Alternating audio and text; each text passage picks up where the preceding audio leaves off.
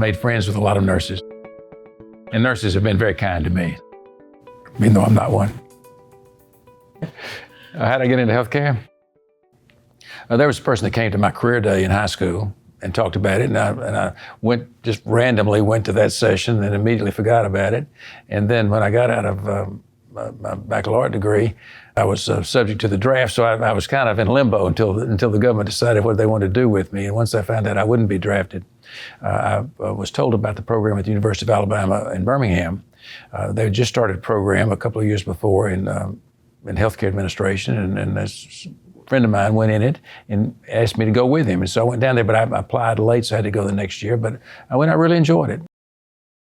We had an option to graduate early if we wrote a thesis. So I said, no question, I'm gonna do a thesis and get out early, get the jump on everybody. So I did a thesis, and we got out early, and I didn't find a single job I liked. So I just waited around, and somebody from the faculty came to me and says, look, they're looking for somebody to run the Red Cross blood program. It's the 7th largest blood program in the country. They process, they collect, it's got a lab, it's got nurses, it's got a pathologist medical director, it's in Alabama and Mississippi.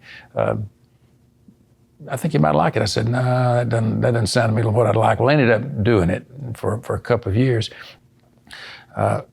My career has been pretty much a succession of doing things I told myself I would never do.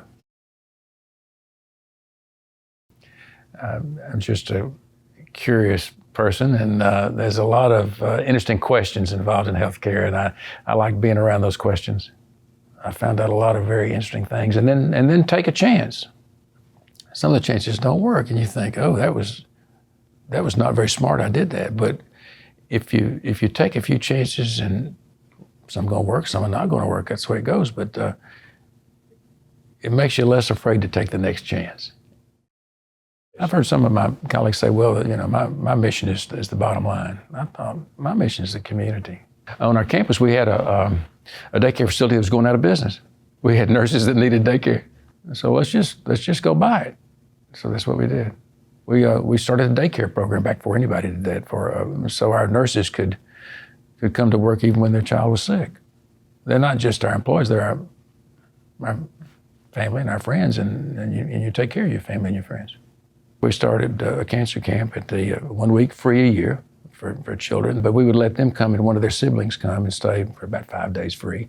And it's in its 38th year now. And so what we'd do, we'd bring in nurses from St. Jude, and we'd bring in nurses locally, because these kids, they were on IVs and they'd have to take medication. So, but it let them get out from under the exam lamp and try to live a normal life and ride a sea-doo or ride a pontoon boat and catch a catfish and play a craft and sleep in a cabin, for God's sake, in a bunk bed with somebody their age, and help their mom and daddy take a deep breath for about 4 days. And then in Birmingham, you know how this goes, Galen, the nursing shortages up and down, up and down. So we said, what can we do about it? We hear that people recruit nurses from the Philippines. Could we do that? And how would we do it? Well, we have an immigration attorney in Birmingham. We contact this person that does it all the time for the rest of the United States. And we could go to the Philippines and set a goal for ourselves. Our director of nursing went with them. So when they came to Birmingham, they knew somebody. She had the buy-in of her charge nurses and her staff nurses, and we put together a program where we said, these people are coming to help us. These are our friends. We're just so glad they're here. And we had a number of doctors that bought into it too. So it was beautiful, beautiful experience for us. I've had the benefit of being with some people who have it.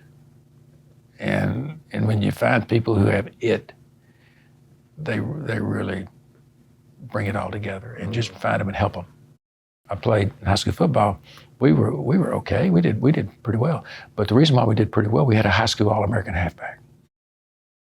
I played fullback. My job was to block for him so he could be great. And that's been my life. I think I have gotten out of the way. It's the best thing I've done, probably, is gotten out of the way and let people